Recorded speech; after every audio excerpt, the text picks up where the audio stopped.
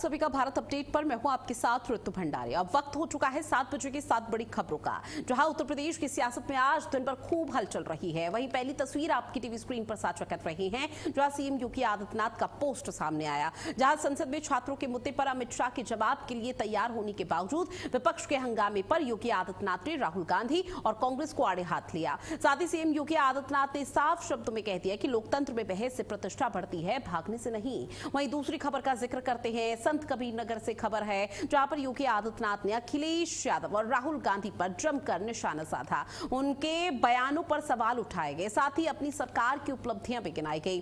तीसरी तस्वीर वोटर सूची की है, जिसको लेकर अखिलेश यादव का सियासी दांव किस तरह से चल रहा है वो आपको समझाएंगे विस्तार से। जहां पर आज समाजवादी पार्टी चुनाव आयोग के दरवाजे पहुंच चुकी है। फॉर्म 6, 7 और 8 को नोटिस बोर्ड पर सार्वजनिक करने की मांग की जा रही है। वहीं अब बात चौथी खबर की करते हैं, चौथी तस्वीर की करते हैं, जहां अखिलेश यादव और आकाश आनंद के बीच में अंकल वाली जो सॉफ्ट एंगल की चर्चा है वो खूब जोरों से सियासी तौर पर हो रही है। अब अखिलेश यादव ने कहा कि मुद्दा अंकल नहीं बल्कि शिक्षा, परीक्षाएं और आरक्षण की लूट है। अब बात करते हैं जरा पांचवी खबर की, जहां अयोध्या में राम मंदिर के सीईओ की नियुक्ति को लेकर बड़ा अपडेट सामने आया।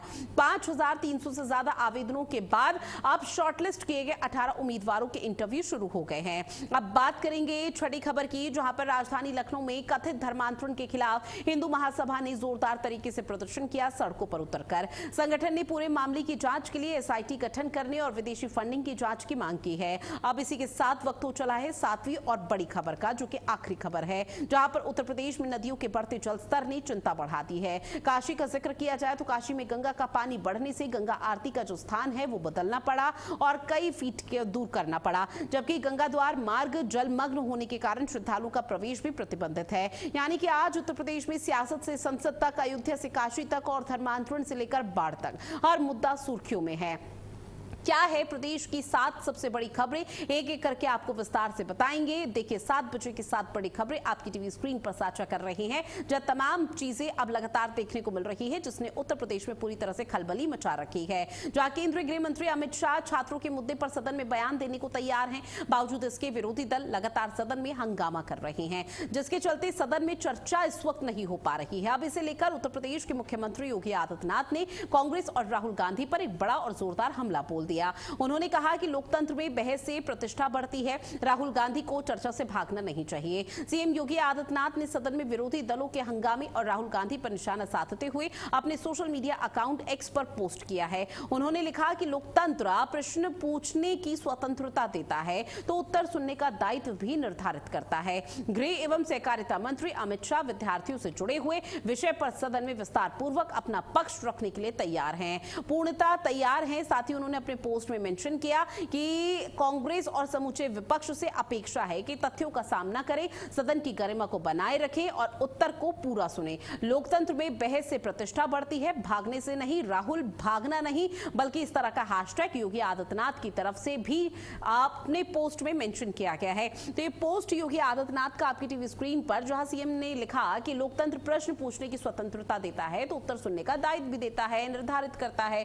माननीय गृह एवं सहकारिता मंत्री अमित शाह जी से विद्यार्थियों से जुड़े हुए विषय पर सदन में विस्तार पूर्वक अपना पक्ष रखने के लिए पूर्णतः तैयार हैं। कांग्रेस और समूचे विपक्ष से अपेक्षा है कि तथ्यों का सामना करें, सदन की गरिमा को बनाए रखें और उत्तर को पूरा सुने। लोकतंत्र में बहस से प्रतिष्ठा बढ़ती है लेकिन भागने से नहीं।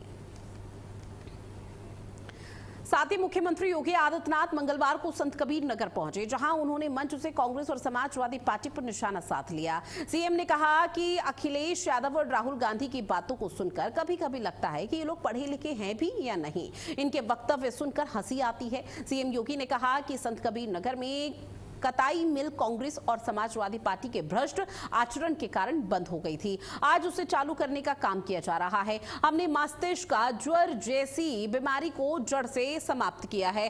पहले हर माँ इस बात से डरा करती थी कि ये मस्तिष्क ज्वर न जाने किसे निकल लेगा। ये काम समाजवादी पार्टी कांग्रेस भी कर सकती थी लेकिन कुछ नहीं कर पाए। सपा ने 4 बार सरकार बनाई तो भी वो कुछ नहीं कर पाए। ये मेरा सौभाग्य है कि हमारी सरकार बनी तो हमने इस बीमारी को जड़ से समाप्त किया, बिल्कुल वैसे ही जैसे कोई माफिया अब आंख उठाकर उत्तर प्रदेश में नहीं देख सकता। हमने बीमारी को समाप्त किया। आज उत्तर प्रदेश बीमारी और माफिया से मुक्त हो गया है। खलीलाबाद के कांचीराम स्पोर्ट्स स्टेडियम में सीएम ने 684 करोड़ रुपए के 201 विकास परियोजनाओं का लोकार्पण और शिलान्यास किया। इसके बाद वो जनसभा को संबोधित कर रहे थे। नगर बदलते हुए उत्तर प्रदेश की कहानी को कह रहा था। जो बातें अभी यहां हमारे दोनों विधायक कह रहे थे, विकास के एक एक मुद्दे को लेकर के मजबूती के साथ अपनी बातों को कह रहे थे। एक ही भाव है, विकास के कार्यों के माध्यम से आम जन के जीवन में परिवर्तन लाना, अपने क्षेत्र का, अपने विकास खंड का, अपनी विधानसभा का और अपने जनपद का विकास कराना, विकास की गति के माध्यम से आम जन के जीवन में प्रगति लाना और इस प्रगति के माध्यम से समृद्धि के नए सोपान को छूते हुए हम भी आत्मनिर्भर और विकसित उत्तर प्रदेश के सारथी बनेंगे, जिससे 2047 के पहले हमारा देश आत्मनिर्भर और विकसित भारत की परिकल्पना को साकार कर सके। राहुल जी और अखिलेश यादव जी, आप पता नहीं पढ़े लिखे हैं या नहीं हैं। आपके वक्तव्य, आप लोगों के द्वारा कही जाने वाली बातें कभी कभी हास्यास्पद होती हैं, आप लोगों को कटघरे में खड़ा कर देती है। लेकिन मैं आपसे कहना चाहता हूं, एम्प्लॉयमेंट के लिए स्किलिंग चाहिए। आज के नौजवान की जो हमारे पास डेमोग्राफिक डिविडेंड के रूप में 56 से 60% युवा जनशक्ति है, इसकी स्किलिंग के लिए कार्य किए जाने की आवश्यकता थी, जो डबल इंजन की भाजपा की सरकार ने आगे बढ़ाया है। उसकी स्किलिंग हो रही है, उसके लिए एम्प्लॉयमेंट की व्यवस्था हो रही है, स्टार्टअप का एक इकोसिस्टम तैयार किया गया है। ये IIT, triple IT, IIM, AIIMS, medical college की श्रृंखला, स्किल डेवलपमेंट सेंटर की श्रृंखला इन्हीं नौजवानों की स्किलिंग का और इनके लिए अपने भविष्य को उज्जवल बनाने का एक माध्यम बना है। साथ ही गोरखपुर में सीएम योगी आदित्यनाथ ने एक बार फिर से सांसद रवि किशन की चुटकी ली है। ग्रीन सिटी रोड के उद्घाटन कार्यक्रम में उन्होंने कहा कि आज सांसद जी ने कुछ बोला नहीं है, लगता है इन्होंने कुछ ज्यादा ही लोगों को भोज करा दिया है। कितने लोग उनके यहाँ भोज करने गए थे, सीएम योगी आदित्यनाथ ने यह भी पूछा। इसके बाद सीएम ने लोगों से पूछा कि कितने लोगों ने उनकी फिल्म को देखा है और कालीबाड़ी बाबा की फिल्म कितने लोगों ने देखी है। इस पर वहां मौजूद लोगों ने हाथ उठाकर जवाब दिया। साथ ही सीएम योगी ने कहा कि बराबरी है। बता दें कि योगी आदित्यनाथ ने गोरखपुर सोनाली मार्ग से ग्रीन सिटी होते हुए माधोपुर बंधा तक बनी सड़क का लोकार्पण शिलान्यास किया। करीब 1.80 किलोमीटर लंबी इस सड़क के निर्माण पर 69.58 करोड़ रुपए खर्च हुए हैं। साथ ही लोकार्पण के बाद सड़क को आम लोगों के लिए अब खोल दिया गया। गोरखपुर का एक महत्वपूर्ण मार्ग ग्रीन सिटी कॉलोनी पटनिया होते हुए माधोपुर बंधा तक निर्माण के कार्य का लोकार्पण हो रहा है। मैं इस अवसर पर इस पूरे क्षेत्र के लोगों को इस मार्ग के पूरा होने के उपलक्ष्य में और आपके आवागमन को अब आसानी होगी, इसके लिए मैं हृदय से बधाई देता हूं, अपनी शुभकामनाएं देता हूं। सांसद जी आज पता नहीं क्यों नहीं भाषण किए, लगता है कि आप लोगों को उन्होंने जो है कुछ ज्यादा दावत में ज्यादा वो दे दिया है। कितने लोग गए थे रवि किशन जी के यहां दावत में?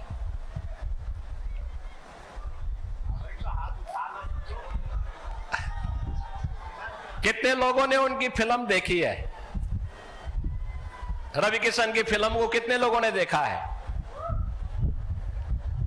और कालीबाड़ी की बाबा की फिल्म को? बराबरी है वैसे।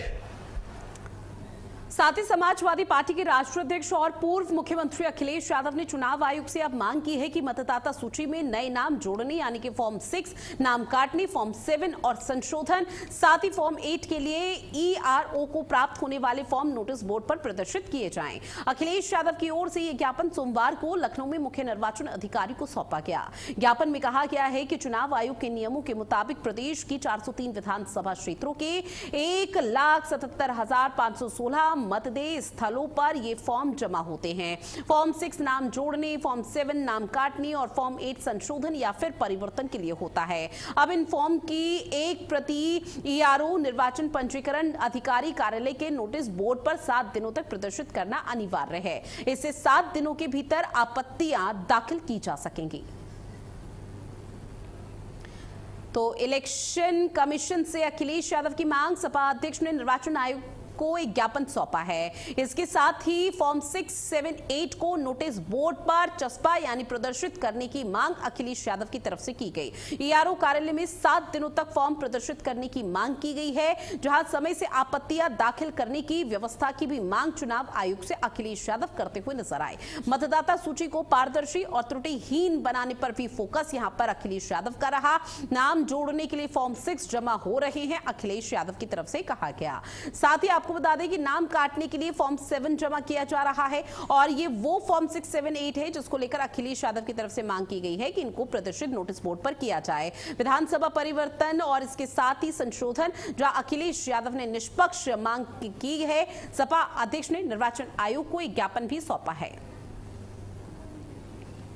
अब उत्तर प्रदेश के विधानसभा चुनावों में 1 साल से भी कम वक्त रह चुका है। चुनावी रणनीतियों के बीच राजनीतिक दलों के नेताओं की बयानबाजी थमने का नाम नहीं ले रही। बीएसपी सुप्रीमो मायावती के भतीजे और पार्टी के राष्ट्रीय संयोजक आकाश आनंद ने अखिलेश यादव को अंकल कहा, तो समाजवादी पार्टी के राष्ट्रीय अध्यक्ष ने भी अब इस पर जवाब दे दिया।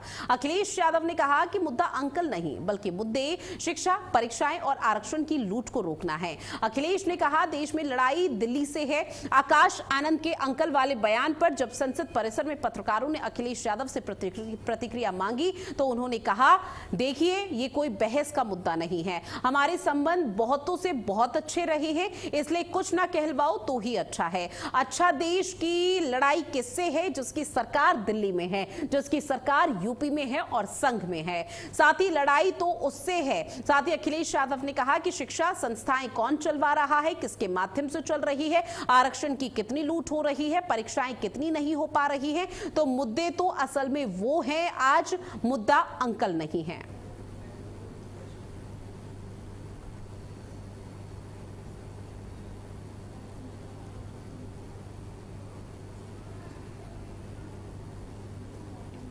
तो अखिलेश आनंद पर अखिलेश यादव ये बहस मुद्दा का नहीं है, जहां आकाश आनंद की तरफ से एक जनसभा को संबोधित करते हुए अखिलेश यादव को अंकल कहा था। उन्होंने कहा कि हमारे संबंध बहुतों से अच्छे हैं, बहुत ज्यादा कुछ ना कहलवाओ तो ही अच्छा है। अब बात अगली खबर की करते हैं, जहां अयोध्या राम मंदिर के चीफ एग्जीक्यूटिव ऑफिसर यानी कि CEO के लिए मंगलवार को 8 पूर्व अफसरों ने इंटरव्यू दिए। इनमें 3 पूर्व IAS और 1 IPS और 4 पूर्व सैन्य अफसर शामिल हैं। उत्तर प्रदेश पुलिस के एनकाउंटर स्पेशलिस्ट रहे पूर्व IPS राजेश पांडे और जौनपुर के पूर्व DM दिनेश चंद्र ने भी इंटरव्यू दिया। इंटरव्यू सुबह 11:30 बजे से दोपहर 2 बजे तक चला। बता दें कि 4 दिन तक चलने वाले इंटरव्यू में 18 कैंडिडेट शामिल होंगे। इनमें से 3 नाम फाइनल होंगे। फिर इन तीनों का श्री राम जन्मभूमि तीर्थ क्षेत्र ट्रस्ट इंटरव्यू लेगा और आखिर में एक नाम फाइनल किया जाएगा। CEO पद के लिए 5300 से ज्यादा लोगों ने आवेदन किया था, लेकिन सिर्फ 18 लोगों को शॉर्टलिस्ट किया गया। इनमें अयोध्या के पूर्व DM योगेश्वर राम मिश्रा का नाम भी शामिल है। अभी 15 लोगों के नाम सामने नहीं आए हैं। रिटायर्ड जस्टिस प्रमोद कोहली, पूर्व वैज्ञानिक डॉक्टर सुरेश हावड़े और retired lieutenant general Vishnukant Chaturvedi interview ले रहे हैं। साथ ही कथित धर्मांतरण के खिलाफ अखिल भारत हिंदू महासभा ने मंगलवार को लखनऊ में विरोध प्रदर्शन किया। संगठन के प्रवक्ता शिशिर चतुर्वेदी ने प्रदर्शन का नेतृत्व करते हुए धर्मांतरण के आरोपों की जांच कराने और दोषियों के खिलाफ सख्त कार्रवाई की मांग की है। उन्होंने कहा कि इस पूरे मामले की गंभीरता से जांच के लिए SIT का गठन किया जाना चाहिए। प्रदर्शन के दौरान शिशिर चतुर्वेदी ने आरोप लगाया कि देश में ईसाई मिशनरियों का प्रभाव लगातार बढ़ रहा है और इसके पीछे विदेशी फंडिंग और ताकतों की भूमिका की जांच होनी चाहिए। उन्होंने दावा किया कि कि आर्थिक रूप से कमजोर, बेरोजगार और सामाजिक रूप से पिछड़े लोगों को उनकी परेशानियां और जरूरतों का हवाला देकर धर्म परिवर्तन के लिए प्रेरित किया जाता है। जिस प्रकार से लगातार मिशनरियों के द्वारा चंगाई सभा की जाती, चंगाई सभा जो है ये गरीब, दलित और हमारे मजबूर लोगों का फायदा उठाते हैं। ये नौकरी के नाम पे, इलाज के नाम पे, ये एजुकेशन के नाम पर वो गांव-गांव जाकर धर्मांतक आते हैं। अब उत्तर प्रदेश की राजधानी के लखनऊ में हजरतगंज क्षेत्र है, यहाँ 2 किलोमीटर दायरे को अगर आप देखेंगे तो यहाँ देखिए आप किस प्रकार से बड़े बड़े चर्च है और इनकी लीज डीड चेक की जाए, इनकी लीज डीड अगर खत्म हो गई तो ये जमीनें ली जाए, उनका दुरुपयोग हो रहा है। आप देखिए लगातार डेमोग्राफी बदलने का ये पूरा कार्य कर रहे हैं और चंगाई सभा ये गांव। आगरा में कथित अवैध धर्मांतरण और ट्रस्ट के जरिए बच्चों की फीस जमा करने के मामले को लेकर बीजेपी के पूर्व जिला उपाध्यक्ष अशोक कुशवाहा ने लखनऊ में प्रेस कॉन्फ्रेंस की। अशोक कुशवाहा ने आरोप लगाया है कि कुछ ट्रस्टों के माध्यम से शैक्षणिक संस्थानों से बच्चों की फीस अलग अलग खातों में जमा कराई जा रही है और इन ट्रस्टों के जरिए कथित तौर पर धर्मांतरण से जुड़ी हुई गतिविधियां संचालित की जा रही हैं। उनका दावा है कि उन्होंने मामले की जांच एसआईटी और ईओडब्ल्यू जैसे विभागों से कराने का अनुरोध किया था। माननीय मुख्यमंत्री के समक्ष इस विषय को रखूंगा। मैं मिलने का प्रयास कर रहा हूं, टाइम लेने का प्रयास कर रहा हूं। जब भी समय मिलेगा तो मैं माननीय मुख्यमंत्री जी के सामने इस विषय को रखूंगा। देखिए इसमें चूंकि ये लोग मैं प्रभावशाली इस मायने में कहूंगा, इन संस्थानों पर जो भी कब्जे हैं वो मात्र टीचर रहे थे, इनमें अध्यापक, वो अध्यापक है, कोई राष्ट्रपति प्रधानमंत्री नहीं रहे ये लोग। तो पैसे का प्रभाव है, ये लोग पैसे का खेल खेलते हैं और इनके पूरे देश में हर न्यायालय में इनके पहले से अधिवक्ता नियुक्त है। चूंकि पैसा इनका अपना नहीं है, स्कूल में जो फीस आती है उसी का ये दुरुपयोग करते हैं। आगरा से बड़ी खबर, जहां पुलिस की शराब तस्करी पर बड़ी कार्रवाई। मुखबिर की सूचना पर ट्रक से 415 पेटियां शराब बरामद की गई है। ट्रक में भूसे के नीचे छिपाई गई थी अंग्रेजी शराब। हरियाणा से बिहार सप्लाई हो रही थी ये शराब। मामले में 2 तस्कर हिरासत में लिए गए, पूछताछ लगातार जारी है। बरामद शराब की कीमत करीब 40 लाख रुपए बताई जा रही है। तो पुलिस की शराब तस्करी पर यह बड़ी कार्रवाई। मुखबिर की सूचना पर ट्रक से 415 पेटियां शराब पुलिस ने बरामद की है। बड़ी सफलता, जहां ट्रक में भूसे के नीचे छिपाई गई थी अंग्रेजी शराब, जो पुलिस ने फिलहाल नष्ट कर दी। तो हरियाणा से बिहार सप्लाई की जानी थी शराब, जिसको लेकर तस्करों की गिरफ्तारी पुलिस ने कर ली है। थाना ट्रांस यमुना को काफी दिनों से सूचना मिल रही थी कि बहुत सारे कई सारे ट्रक जो है अवैध शराब लेके, जो यहाँ पे अनुमन्य नहीं है, उसको लेके बाकी जगह पे जा रहे हैं, जिसके क्रम में लगातार पहले भी कार्रवाई होती रही है और इस बार भी एसएचओ ट्रांस यमुना और उनकी पूरी टीम ने जब इस सूचना को डेवलप किया तो डेवलप होने के बाद इन्होंने सूचना को सही पाया और कल जब ये एक ट्रक जा रही थी, जब उसका प्रॉपर सर्च एंड सीजर हुआ तो उसमें हम लोगों को करीब 415 शराब की पेटियों सहित एक ट्रक बरामद हुई है और इसमें लगभग 276 पेटी जो है वो रॉयल स्टैग की है और 139 पेटियां वहीं झांसी पुलिस विभाग में एक बड़ा फेरबदल किया गया है। कानून व्यवस्था को और बेहतर बनाने के लिए एसएसपी ने 4 निरीक्षक और उप निरीक्षकों के कार्यक्षेत्र में बदलाव कर दिया। तबादले तत्काल प्रभाव से लागू किए गए हैं। निरीक्षक अखिलेश द्विवेदी को गरौठा से गुरसराय का प्रभारी निरीक्षक बनाया गया। वहीं निरीक्षक रविंद्र कुमार मिश्रा को गरौठा की जिम्मेदारी सौंपी गई। निरीक्षक राजेश कुमार को गुरसराय से हटाकर पुलिस लाइन भेजा गया, जबकि उप निरीक्षक अजीत कुमार को पुलिस लाइन से गुरसराय थाने में शिफ्ट कर दिया गया। एसएसपी के मुताबिक फेरबदल का उद्देश्य जिले में कानून व्यवस्था को मजबूत करना और पुलिसिंग को और प्रभावी बनाना रहा।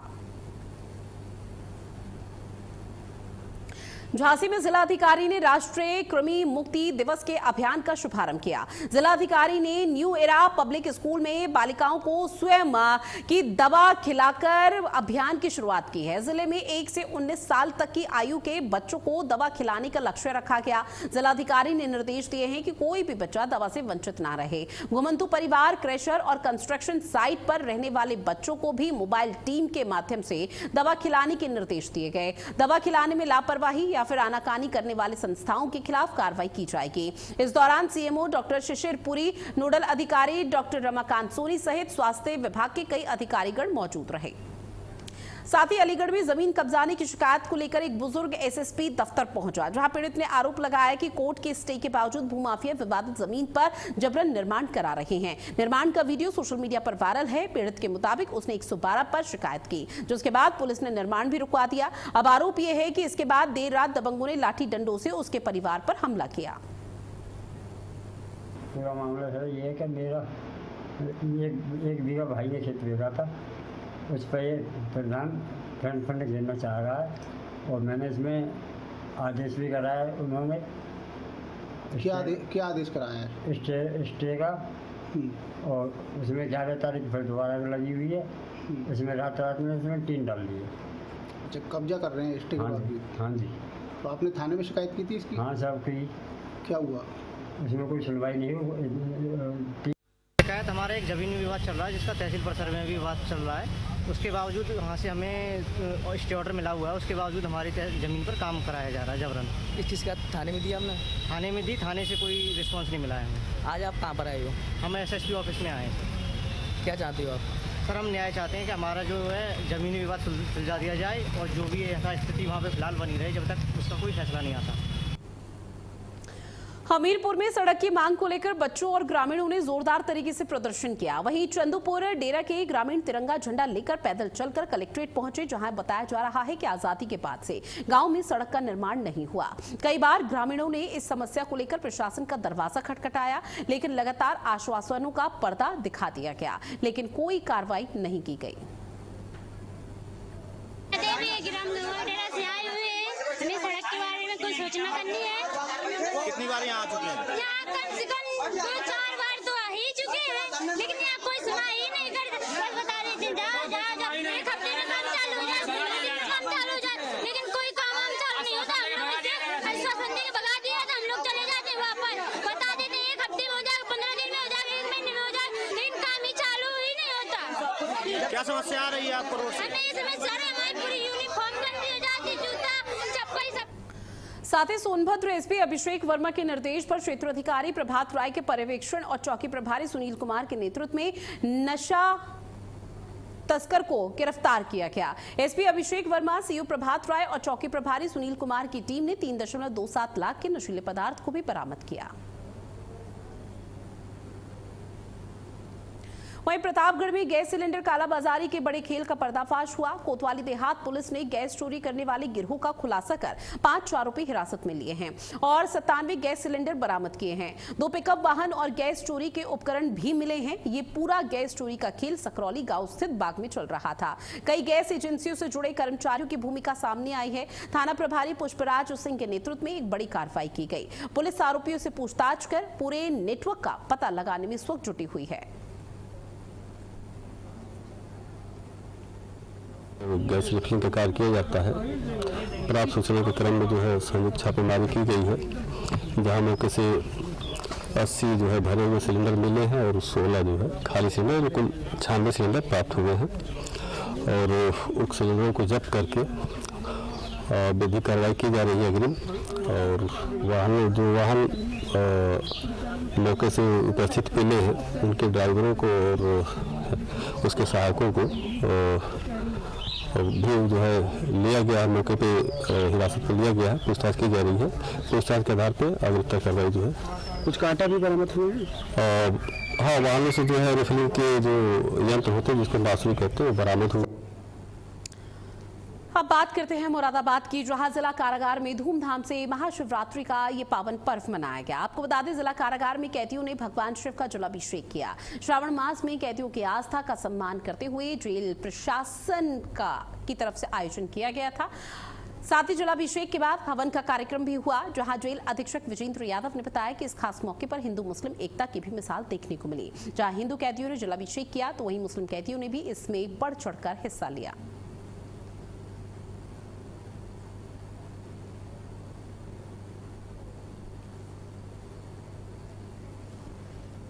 कि कारागार में निरुद्ध बंदियों के द्वारा यह इच्छा प्रकट की गई कि श्रावण मास के पावन पर्व पर उनके द्वारा भोलेनाथ का अभिषेक कर सकें वो, और जिसके लिए उनको गंगा जल का पावन पर्व पर गंगा जल के पावन जल को जो है यहाँ मंगवाया गया और जिसकी पूरी घड़े में रखते हुए अभिषेक कराते हुए उसके पूजन के बाद में बंदियों को उपलब्ध कराया गया, जिससे वो जलाभिषेक कर सकें भोलेनाथ का। और और अब बात करते हैं मौसम को लेकर, जहां पर नदियां उफान पर है। उत्तर प्रदेश में भी नदियां उफान पर देखने को मिली। निचले आबादी क्षेत्र के इलाके में पानी भरने लगा है। काशी में जलस्तर बढ़ने से गंगा आरती का स्थान भी बदल दिया गया। बता दें कि श्रद्धालु गंगा द्वार से काशी विश्वनाथ मंदिर में प्रवेश नहीं कर पाएंगे। जलस्तर ने गंगा द्वार के संपर्क मार्ग को पूरी तरह से डुबो दिया। वर्तमान समय में गंगा का जलस्तर थोड़ा घट रहा है, लेकिन गंगा द्वार से श्रद्धालुओं का बाबा विश्वनाथ के दरबार में प्रवेश अभी प्रतिबंधित है। और देखिए तस्वीरें आपको दिखा रहे हैं, जहां लगातार मौसम अनुकूल नहीं बना हुआ है और बारिश जो हो रही है उसकी वजह से गंगा नदी का जो जलस्तर है वो लगातार बढ़ रहा है। अब ऐसे में जिस जगह पर, जिस स्थान पर गंगा की आरती होती थी, अब गंगा मैया की आरती का जो स्थान है उसमें परिवर्तन कर दिया गया है। और ये दो तस्वीरें, जहां गंगा नदी का जलस्तर लगातार बढ़ रहा है तो वहीं आरती का स्थान बदल दिया गया है। निश्चित तौर पर समझा जा सकता है आसान भाषा में किस तरह से श्रद्धालुओं को बड़ी परेशानियां यहां पर हो रही होंगी, और श्रद्धालुओं को जो परेशानी हो रही है उसको लिए प्रशासन की तरफ से पहले से ही इतला कर दिया गया कि कई यहां पर एक्शन और कदम उठाए जाएंगे। लेकिन लगातार श्रद्धालुओं से अपील की जा रही है कि गंगा नदी का जो जलस्तर बढ़ रहा है वो ज्यादा आगे ना जाए। और चलिए बुलेटिन में इतना ही। आप बने रहिएगा भारत अपडेट के साथ। नमस्कार।